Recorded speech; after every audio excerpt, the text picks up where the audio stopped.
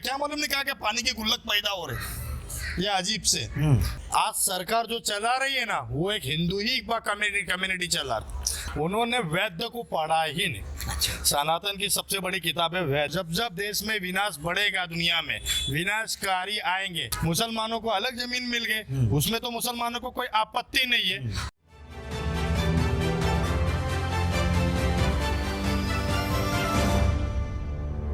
मैं हूं सोनू सूद और आप देख रहे हैं न्यूज़ एफके। नदीम खान जी, न्यूज़ एफके में आपका स्वागत है। किस तरह से आप कई मुद्दों पे लड़ाई लड़ रहे हो। अभी पिछले टाइम ही दिल्ली में जंतर मंतर पे कुछ हिंदू राष्ट्र बनाने की कुछ बात या फिर और भी कुछ इनकी तैयारी, तो क्या है डिटेल्स आपके पास? धर्म स्वीकार करना पड़ेगा, हिंदुस्तान में रहना है। 57 देश है, 57 मुसलमानों के, अगर एक हिंदू राष्ट्र बना लेंगे तो क्या आपत्ति है उसमें? नौकरी करने के लिए हम अपना खुद का व्यवसाय है तो हम नौकरी की ओर क्यों भागे? नौकरी मांगते नहीं, देने के काम करते हैं। मुझे नौकरी में मत उलझाइए। यही बात उनसे भी पूछिए कि सिर्फ हम ही से पूछने नौकरी ये पूछिए 10 बच्चे पैदा करते तो सुअर की तरह से क्या 10 बच्चे पैदा करना गलत नहीं? जब तुम्हारे पास खाने की व्यवस्था नहीं है तो 50 बच्चे पैदा करने की क्या जरूरत? एक बच्चा मैंने शादी नहीं की, क्यों? क्योंकि नौकरियां घट रही। ये मेरा खुद का दिमाग काम करना चाहिए कि बच्चे पैदा करना जरूरी है कि नहीं?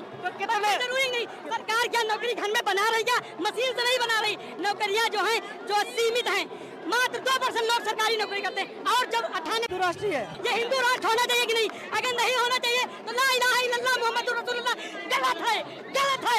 इसे भी हटना चाहिए। 5 बार रोज हिंदी में कह के देखो, उसी दिन तुमको पता चल जाएगा कि ये हिंदू राष्ट्र होना चाहिए। ला इलाहा इल्लल्लाह मुहम्मदुर रसूलुल्लाह हिंदी में बताइए नाम क्या है? नाम क्या? ये नाम जानने की जरूरत नहीं, काम जानने। मतलब संविधान जो है वो नहीं मानी जाएगी। नहीं मानी जाएगी। संविधान कोई आसमान से आया? मेरे लोगों ने लिखा, BN राव ने लिखा, पंडित जवाहरलाल नेहरू ने लिखा, ये सब लोगों ने मिला। 299 क्या आसमान से आए थे? क्यों नहीं मानेंगे? हमारे लोगों ने लिखा।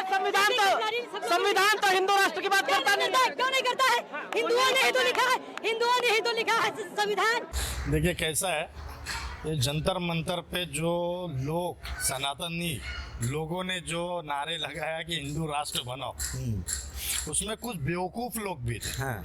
तो जो ऐसे बेवकूफ थे, जो सनातन धर्म क्या है वो उसको ही नहीं समझते। उन्होंने वेद को पढ़ा ही नहीं। अच्छा। सनातन की सबसे बड़ी किताब है वेद। बराबर, तो उनको पढ़ो। उसके अंदर साफ लिखा है एक निरंकार जो एक परमेश्वर है उसकी ब्रह्म पूजा करनी चाहिए। इस्लाम में लिखा है एक अल्लाह, उसकी इबादत करनी चाहिए। एक लड़का उसमें बोलता है कि यहाँ पे ला इलाहा इल्लल्लाह बैंड होना चाहिए। उसमें एक लड़के ने बयान दिया जी। तो मैं उसे बोलूँगा पागल, तुम लोग अक्ल है क्या तुम लोगों को कि तुम लोग कलमे को बैंड करने की बात करते हो? तुम विनाशकारियों का मतलब समझते हो? विनाश, तुम विनाशी हो। यदा यदा ही धर्मस्य, ये आप पढ़ लो और समझ लो। जब जब देश में विनाश बढ़ेगा, दुनिया में विनाशकारी आएंगे, कृष्ण भगवान तुम्हारे अवतार के रूप में आएंगे। तुम्हारे भगवान का नाम खराब कर रहे हो। रिस्पेक्ट करना चाहिए उनका। दूसरा एक आदमी बोला इतनी बड़ी दाढ़ी रख के उसने वो क्या कहता है मालूम है सर? बोलता है कि मैं संविधान को नहीं मानता। हाँ, मैं संविधान को नहीं मानता। वहाँ क्या कर रहा है? वो उसने बोला, वो न्यूज़ में आप देख लीजिए जंतर मंतर के, वो तुम देखो। फिर बोलता है कि जो लोग हमसे डरते हैं वो हमसे डरते हैं तो हमको क्या करना है? तो मैं आप लोग को एक चीज बता दूं भाई, ये विवादित बयान से आपको सिर्फ 149 की ना नोटिस आती है। सरकार जो आप बोल रहे हैं हिंदू राष्ट्र का, आज सरकार जो चला रही है ना, वो एक हिंदू ही कम्युनिटी चला रही। पार्लियामेंट में कितने मुसलमान है? गिने चुने 1 2 4 बस। पूरा हुजूम तो इनका, पूरा जुलूस तो इनका हिंदुओं का है। तो आपका हिंदू राष्ट्र चल रहा है, फिर भी आप अलग से प्रयागराज बन गया। हाँ। हिंदू नाम के जो नाम दे रहे हैं उससे जो मुसलमान को कोई आपत्ति नहीं है।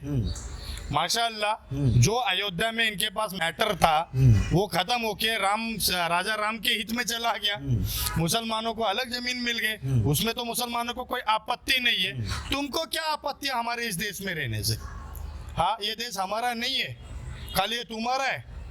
अरे भाई, इस देश को सबसे पहले लोन देने वाला हैदराबाद का राजा था, 600 टन।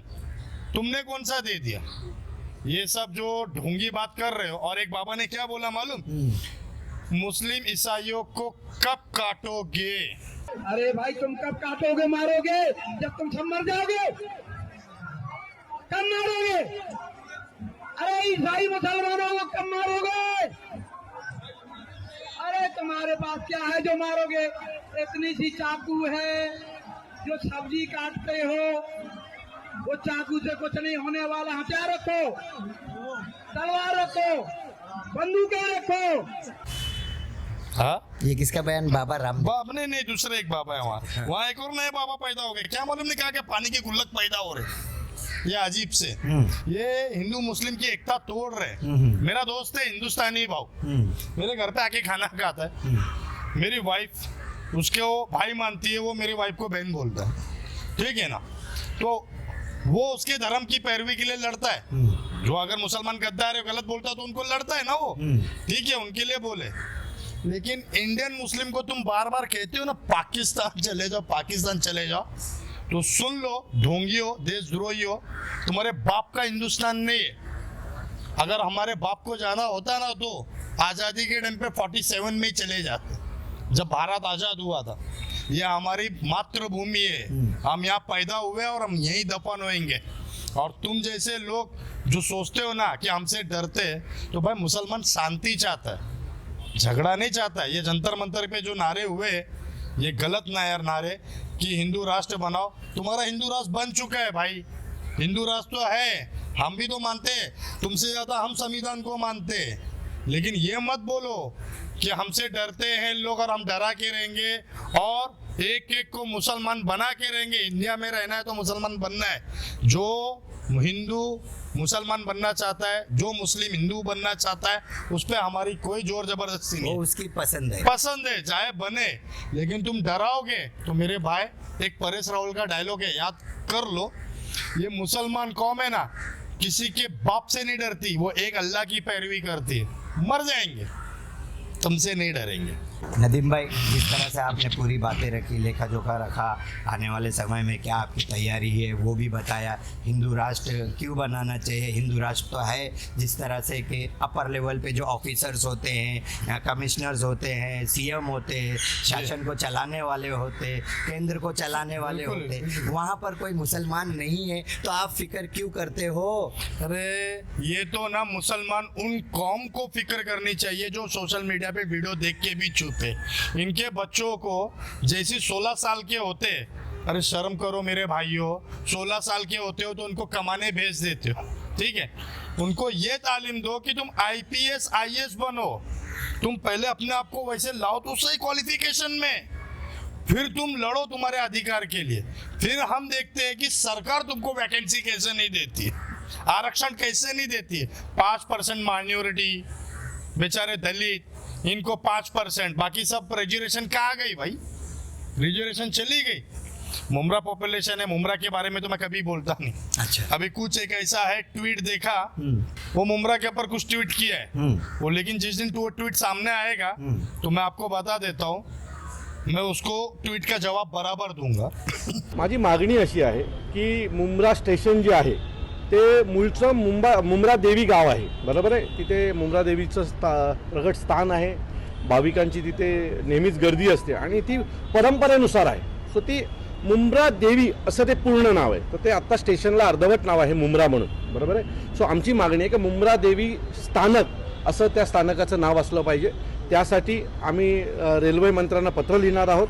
सन्माननीय राजसाहेबांचं पत्र देखील मी घेऊन ते रेल्वे मंत्र्यांना देणार आहे आणि लवकरात लवकर त्या स्टेशनचं नाव मुंब्रा देवी असं करावं अशी मागणी करणार आहे। मुमरा में आके देख लो, हिंदू मुसलमान की एकता, गंगा और गंगोत्री कैसे बहती है, कौसा देख लो, मस्जिद बाजू में मंदिर बाजू, सही। यहाँ पे कोई अजान पे आपत्ति भी नहीं हुई थी और कोई जात धर्म पे आपत्ति नहीं हुई थी। नदीम भाई, जिस तरह से अभी हाल ही चर्चा चल रहा है, मुमरा रेलवे स्टेशन का नाम बदली किया जाए, मुमरा देवी रखा जाए, ऐसे भी लोग मतलब मैं यही बात पे ट्वीट पे बोल रहा था, लेकिन आपने कर दिया। वो एक भोंगा बांट रहा था, वो बीजेपी का एक कोई तो है, मैं जानता नहीं, उसके ऊपर भोंगा वाला भोंगा वाला, वो बोला मुमरा देवी कर देना चाहिए। भाई ठीक है, अगर ये मुमरा का नाम और मुमरा देवी के ऊपर रखा गया था तो हमें कोई आपत्ति नहीं है भाई, ठीक है ना। तो मुमरा कह के जो चलते हुए आ रहा है कई सालों से, सदियों से, तो उसको बंद करके मुमरा देवी क्यों नहीं रखा गया उस टाइम पे? उस टाइम पे बड़े बड़े गांव वाले थे, बाहर के लोग ही यहाँ पे आके बस के आबादी की है ना, उन लोगों ने क्यों नहीं रखा? उनको पता होगा कि नहीं इसमें जात धर्म हो सकता है, मुमरा स्टेशन नाम बहुत बेटर है, हम एकता में रहेंगे। नाना दादा भगत जो अब इस दुनिया में नहीं है, वो उस टाइम पे 4 घर से मुमरा देवी पे लोगों को बसाया था और उस टाइम पे उनकी मंशा ये थी कि हिंदू मुस्लिम भाई भाई। हाँ बिल्कुल, मैंने तो यहाँ तक का सुना है कई शहरों में कभी दंगे हुए करते थे, मुमरा में दंगे नहीं हुए। ये खास बात थी, खास पहचान थी हमारे मुमरा शहर की। उस टाइम पे वो लोग भी हिंदुस्तान का नमक खा के पाकिस्तान की बात नहीं करते थे और हिंदुस्तान की बात किए। उस टाइम पे भी वो रख सकते थे मुमरा का नाम मुमरा देवी, लेकिन मुमरा आई देवी कितना फेमस है। फेमस है ना, जो उनकी आस्था से विचारधारा रखते हैं वो आते हैं, इतनी ऊंचान पे चढ़ते हैं। उसी के ऊंचान पड़ोस में पहलवान शाह दूल्हे सरकार हैं, उनसे भी लोग एक ही सांस पे चढ़ के जाके मिलते हैं और उनकी जियारत करते हैं। तो ये इससे बड़ा और मिसाल क्या होगा हिंदू मुस्लिम सिख ईसाई का मुमरा शहर से? हिंदू में जो कुछ लोग भाई लोग हैं ना, जो देशद्रोही साले, इनके ऊपर अब 149 का है ना नोटिस नहीं जारी करने का, इन पे एमसीओसी मकोका लगाने का। इनको मतलब आदत हो गई, 149 हो गई एक्सेप्ट कर लेते हैं, क्योंकि इनके पॉलिटिशियन नेता लोग जो भी होंगे ना, इतना बोल ये आ हाँ, जाएगा। इनको बोलो ये बोलो ये बोलो, अभी मुद्दा गर्म करना है, इलेक्शन आ रहा है, ये करना है। मैं तो किसी पार्टी से हूँ नहीं सर, देखो मेरे को पार्टी में इंटरेस्ट नहीं है, मैं सोशल वर्क हूँ, मेरे जेब से खर्चा करता हूँ, मेरे जेब से करता हूँ, मेरा अच्छा धंधा है, मैं कमा लेता हूँ।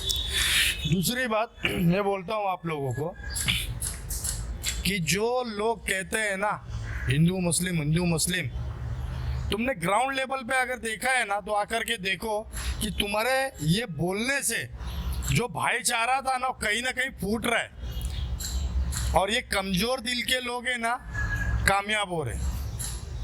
अब आने वाले समय में इनकी कामयाबी को रोका जाएगा क्योंकि ये कामयाब नहीं हो पाएंगे। मुमरा शहर के अंदर हिंदू मुस्लिम सारे साथ में, सारे समाज के सारे त्यौहार मनाने वाले अभी भी जिंदा हैं, वो गए नहीं दुनिया से। ये चीज़ पॉसिबिलिटी में होने ही नहीं देंगे वो। सर मैं आपको बता देता हूँ, मेरे आधे से ज़्यादा दोस्त बम्बई में ना हिंदू है, आज तक हम लोगों ने जात धर्म नहीं किया, त्योहार भी जब भी मौका मिलता है तो एक ही थाली में खाना खाते हैं। ईद में मेरे घर पे आते हैं भाई, ईद में आते हैं, दावत शेयर करते हैं हम लोग। दूसरी बात ये जो कह रहे हैं ना हिंदू मुस्लिम, अरे भाई मुसलमानों ने ही मिलके कई मंदिरों को बनाया।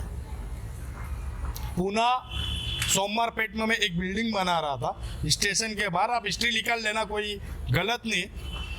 पूरे मराठी भाई लोग थे पूना में, सोमवार पेट पे एक मंदिर बंद पड़ी हुई थी, गंदगी थी पूरी, जैन मंदिर थी या कौन सी तो मंदिर थी मैं जानता नहीं, लेकिन बिल्डिंग को लग के वो मंदिर का सारा लेके उस बिल्डिंग पे लिटिगेशन हुआ था। मैं गया मुसलमान, देखा वो बिल्डिंग का, मैंने काम लिया बनाने को कि मैं डेवलप करता हूँ, और वहाँ जाके पूरी बिल्डिंग देखा, वहाँ पे देखा मंदिर खराब है। सबसे पहले मंदिर का ताला मैंने तोड़वाया, मैंने मंदिर चालू कराया। तो 6 पॉलिटिशियन आए, अरे तू मंदिर का ताला कैसे तोड़ा? देखो मैंने बोला सुन बहुत गंदी है, साफ कराने के लिए तोड़ा।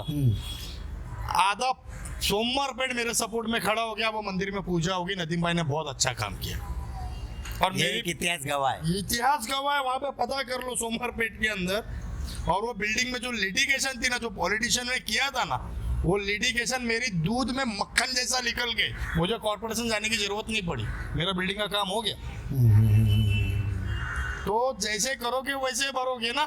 तो ये थे नदीम खान और अपनी भावना व्यक्त किए, जनता को संदेश दिए, और न्यूज़ एफके के लिए नदीम खान जी आपका दिया हुआ वक्त बहुत बहुत शुक्रिया। जय हिंद, जय महाराष्ट्र। हमारे चैनल को लाइक करें, सब्सक्राइब करें, बेल आइकन दबाना ना भूलें।